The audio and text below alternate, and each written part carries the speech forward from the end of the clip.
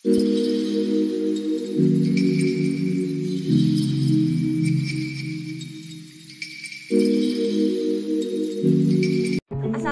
warahmatullahi wabarakatuh. Perkenalkan, saya Novi Wulandari, NPM S1D018001. Baiklah, di sini saya akan mempresentasikan hasil dari tugas saya dari mata kuliah Pembiayaan Perusahaan Pertanian dengan judul materi modal perusahaan. Sebelum kita masuk ke materi, kita harus tahu dulu apa itu modal. Menurut akuntansi, modal merupakan selisih antara aktiva dan kewajiban.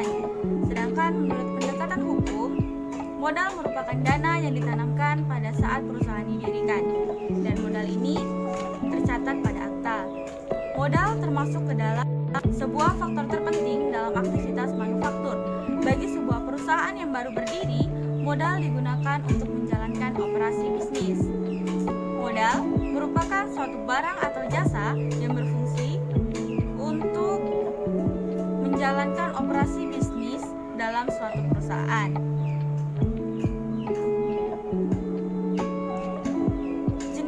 Jenis modal.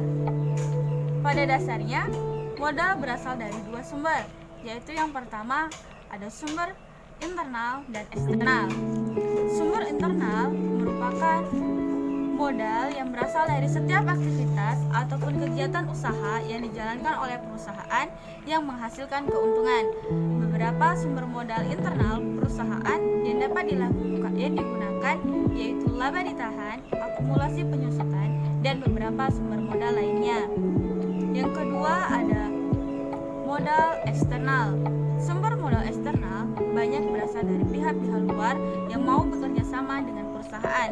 Beberapa pihak yang sering kali digunakan oleh perusahaan untuk mendapatkan modal yaitu seperti bank, koperasi, kreditur, dan pasar modal. Next, modal asing. Modal asing yaitu modal yang berasal dari luar perusahaan, bersifat sementara dan harus dikembalikan, atau dengan kata lain, hutang. Terdiri dari hutang jangka pendek, jangka menengah, dan jangka panjang. Selanjutnya ada modal sendiri. Modal sendiri merupakan modal yang dihasilkan atau dibentuk di dalam perusahaan atau keuntungan yang dihasilkan perusahaan. Modal sendiri ini terdiri dari modal saham, modal cadangan, dan keuntungan. Next, hutang jangka pendek.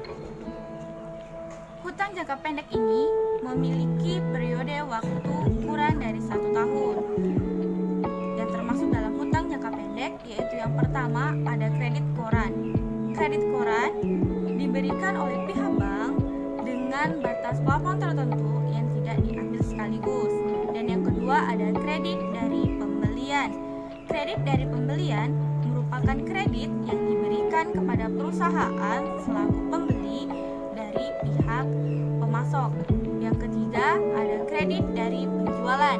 Kredit dari penjualan merupakan kredit yang dapat terjadi jika proses penjualan yang dilakukan secara kredit dan tidak tunai. Yang keempat ada kredit wesel. Kredit wesel ini merupakan pengakuan hutang atau pernyataan tertulis kesanggupan membayar sejumlah uang pada waktu tertentu di kemudian hari. Next, ada hutang jangka menengah. Hutang jangka menengah memiliki periode waktu antara 1 sampai 10 tahun. Yang termasuk dalam hutang jangka menengah itu yang pertama ada term loan. Term loan merupakan kredit usaha dengan umur lebih dari 1 tahun kurang dari 10 tahun. Pada umumnya, term loan ini dibayarkan dengan cara angsuran tetap selama suatu periode tertentu.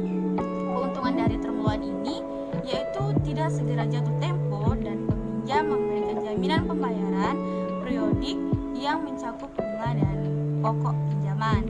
Yang kedua ada leasing. Leasing merupakan suatu kontrak antara pembeli aktiva dengan pihak lain untuk menggunakan aktiva tersebut dalam jangka periode tertentu. Selanjutnya ada hutang jangka panjang. Sesuai dengan namanya, hutang jangka panjang ini memiliki periode waktu lebih dari 10 tahun. Nah, yang termasuk dalam hutang jangka panjang itu yang pertama ada obligasi. obligasi untuk membayar sejumlah nilai pinjaman beserta bunga pada pemegang obligasi pada saat jatuh tempo. Dan yang kedua ada hipotek, di mana kreditur diberi hak hipotek terhadap suatu barang tidak bergerak agar bila debitur tidak memenuhi kewajiban barang itu dapat dijual dan dari hasil penjualan tersebut digunakan untuk menutupi tagihannya. Selanjutnya yaitu modal sendiri. Modal sendiri yaitu merupakan modal yang berasal dari dalam perusahaan. Nah, yang termasuk dalam modal sendiri ini yaitu ada yang pertama ada modal saham dan laba ditahan. Saham merupakan bukti tanda kepemilikan atas suatu perusahaan. Pemilik saham akan mendapatkan hak untuk menerima sebagian pendapatan tetap atau dividen dari perusahaan serta kewajiban menanggung resiko kerugian yang diderita oleh perusahaan. Yang termasuk dalam modal saham ini yaitu ada dua. Yang pertama saham biasa atau common stock dan yang kedua saham preferen atau preference stock. Saham biasa ini menempatkan pemiliknya di posisi akhir setelah pemegang saham preferen dalam pembagian dividen sesuai dengan keadaan keuntungan yang diperoleh oleh perusahaan. Keuntungan dari kepemilikan saham biasa ini yaitu yang pertama memiliki hak suara, mendapat pembagian dividen setiap tahunnya, dan saham biasa ini juga dapat dijual. Selanjutnya ada saham preferen. Saham preferen ini saham yang dimana pemilik sahamnya mempunyai prioritas lebih daripada pemilik saham biasa. Nah, sehingga pada saat pembagian dividen pemilik saham preferen ini didahulukan. Keuntungan dari kepemilikan saham preferen ini yang pertama memiliki hak suara, mendapat prioritas dalam pembagian dividen. Selanjutnya ada laba ditahan. Laba ditahan adalah keuntungan yang diperoleh suatu perusahaan dapat berupa sebagian dividen dan sebagian ditahan oleh perusahaan. Dengan adanya keuntungan akan memperbesar laba ditahan yang akan berarti akan memperbesar modal sendiri. Dan sebaliknya, jika perusahaan mengalami kerugian maka akan memperkecil modal sendiri. Besar laba yang dimasukkan ke dalam laba ditahan ini tergantung pada besar laba yang diperoleh pada periode waktu tertentu. Next ada struktur kekayaan. Struktur kekayaan adalah perimbangan atau perbandingan baik dalam artian absolut maupun dalam artian relatif antara aktiva lancar dan aktiva tetap. Artian absolut ini berarti perbandingan dalam bentuk nominal, sedangkan artian relatif yaitu merupakan perbandingan dalam bentuk persentase. Struktur modal. Struktur modal adalah imbangan antara modal asing atau hutang dengan modal sendiri. Perubahan struktur modal bisa menyebabkan perubahan nilai perusahaan sehingga muncul beberapa teori struktur modal. Struktur modal ini sendiri dapat dihitung dengan cara mencari perbandingan antara total hutang dengan total ekuitas. Tentuan biaya modal.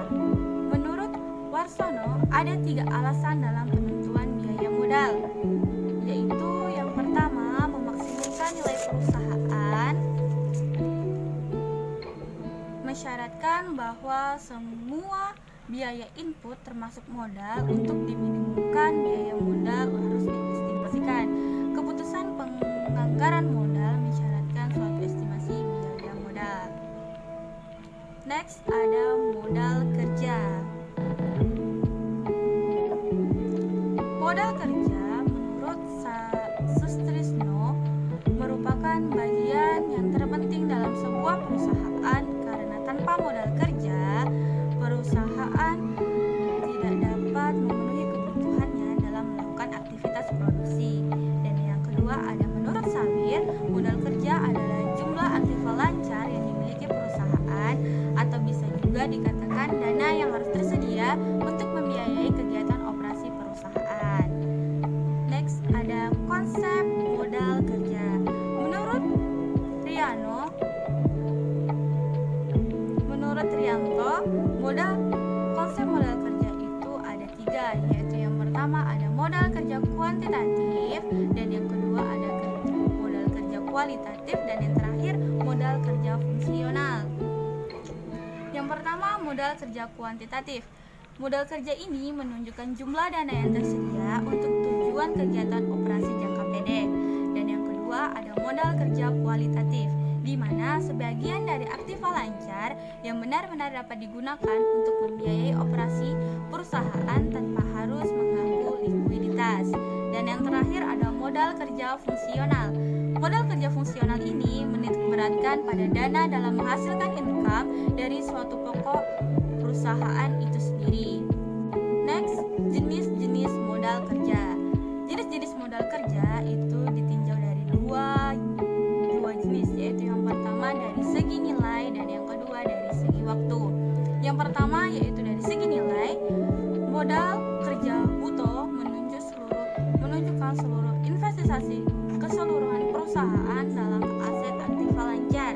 Dan yang kedua ada modal kerja bersih, mengisyaratkan surplus aktiva lancar dibandingkan kewajiban lancar, di mana modal kerja bersih positif menunjukkan kemampuan perusahaan untuk menutupi kewajiban jangka pendek, sedangkan modal kerja bersih negatif menunjukkan kemampuan perusahaan dalam memenuhi kewajiban jangka pendek. Selanjutnya ditinjau dari segi waktu. Modal kerja sementara atau variabel dibutuhkan bersama dengan modal permanen untuk memenuhi kebutuhan modal kerja jangka pendek yang muncul dari fluktuasi penjualan. Selanjutnya, modal kerja permanen, di mana jumlah minimum modal kerja yang dimiliki perusahaan untuk menjalankan operasi tanpa gangguan. Next, ada faktor-faktor yang mempengaruhi modal kerja yang dibutuhkan untuk perusahaan. Yang pertama yaitu ada sifat atau tipe perusahaan. Yang kedua, waktu yang diperlukan untuk memproduksi atau memperoleh barang yang akan dijual. Yang ketiga, pembelian bahan atau barang dagang. Yang keempat, ada penjualan, dan yang terakhir tingkat perputaran persediaan barang. Next, pentingnya modal kerja. Sumber modal kerja yang dapat digunakan perusahaan dapat berasal dari hasil operasi perusahaan, keuntungan dari penjualan surat-surat berharga, penjualan aset tidak lancar, dan penjualan saham atau obligasi. Sumber modal kerja ini digunakan perusahaan untuk membiayai biaya operasional jangka pendek.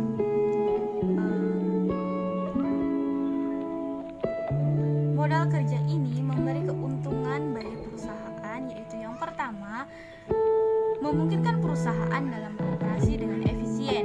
Yang kedua, memungkinkan perusahaan memberikan syarat kredit ke pelanggan. Yang ketiga, memungkinkan perusahaan mempunyai persediaan dalam jumlah yang cukup. Dan yang keempat, memungkinkan perusahaan dapat memenuhi kewajiban tepat waktu. Dan yang terakhir, melindungi perusahaan dari krisis modal kerja. Baiklah, mungkin